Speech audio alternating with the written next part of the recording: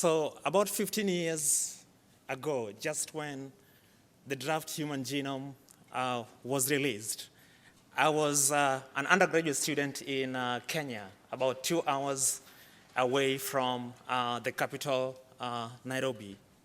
And at that time, being in this university, things were very different. So for instance, we didn't have computers back then. We didn't have mobile phones back then. But I didn't know that my life would change dramatically a year after joining university, when access to data sets like the human genome became available online. And so I had a very rare opportunity to intern at a facility on primate research, just about 20 minutes from the capital. And while I was working with a professor there, I became very interested in a fraction of the genome that is not studied so much. And essentially, the scientists at this Primate Research Institute was looking at about 10% of the human genome that codes for sequences that are virus-like, and specifically retrovirus-like. And we know that these sequences are very important for the biology of the placenta, for instance.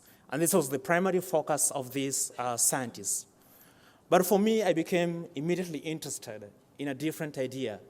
I asked myself, so here is the human genome with about 10% having some retroviral-like origin. And then I wondered, here is AIDS, a virus, which is exogenous, also a retrovirus. So I asked myself, is it possible that an exogenous retrovirus like HIV might interact with an endogenous retrovirus that is present potentially in all our genomes and occupying 10% of the genome? So essentially, I had a very simple hypothesis, and the hypothesis was this: that at the genetic level, is it possible that HIV can swap genes with these retroviruses like us? And in this process of swapping the genes, can HIV use it as a means to evade drugs, or even as a means to expand its cellular tropism so that it can infect other cells apart from T cells? And so I wanted to test this idea really, really much. And I talked to the professor, and I asked him, how can we test this idea? Well, he said, this is a very good idea, but to do it, we need a lab. Maybe we need some funding as well. And I have none of that. But because I was really, really interested in pursuing this idea, it just came upon me, even though I hadn't used computers so much, but it came upon me that what if there's a way I could test this idea on a computer? And so I began thinking of ways to do that. Unfortunately, in 2002, our university had a cyber cafe where you could go to the cyber cafe and pay about $1 for using the internet for 1 hour. Now remember, $1 is far much more than the amount of money that I would spend on a day on food. But because I was so interested in this idea, I went to the cyber cafe.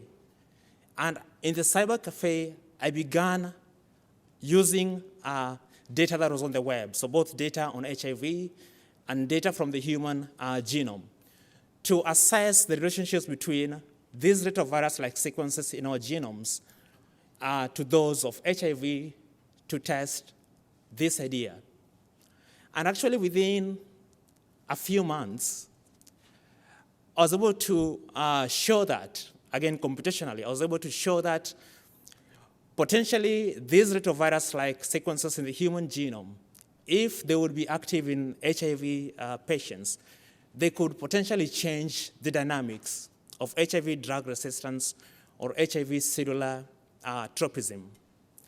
And so, of course, this was all done on a computer. And because we didn't have a professor who could actually teach me how to do this, so I had to do it on my own. And I actually submitted an abstract to one of the chemotherapeutics meetings for the American Society for microbiology. And I was able to attend a meeting in Chicago in which I presented these results.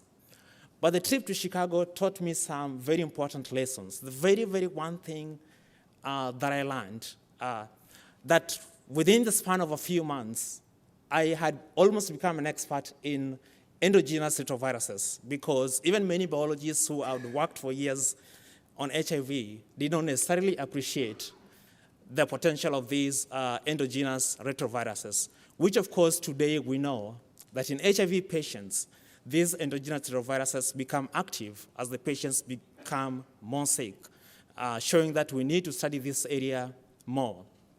And then importantly, when I came back to Kenya and I shared my story with my fellow university students, so I actually had a couple of seminars called The Viruses in All of Us, in which I talked about these endogenous retroviruses. And other students became extremely interested.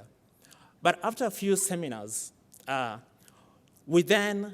became clear that really the idea that underlies all this is what a computer and a good idea can help you to do. So then as a group of students, we started organizing our own bioinformatics conferences in 2003, where we will have other students, and all the work would be done by students. In other words, like the trainers would be students who have taught themselves. So initially, it was only me, and then I had a friend of mine who joined in as well. And it's interesting that within a span of 3 years, we got so many students interested in this area. And actually, a couple of my friends are now in different parts of the world continuing to do bioinformatics at different levels. So for me, this has really been a strong lesson, and it changed my view of biology, because from that moment, I knew that there's a potential for computing to change the way we do biology.